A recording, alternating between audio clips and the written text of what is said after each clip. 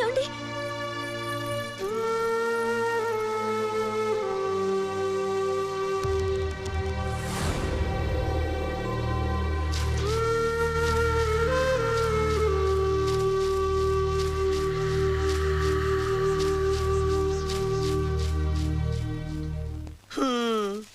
ఆ గోపన్నకి ఇంకా బతుకోలేదా? అది గోల్కొండ నుండి మట్టేశ్వర నిప్పులు తిరుగుతున్నాడు. నన్ను చంపాలనుకుంది ఎవరు తెలుసుకోలేదా?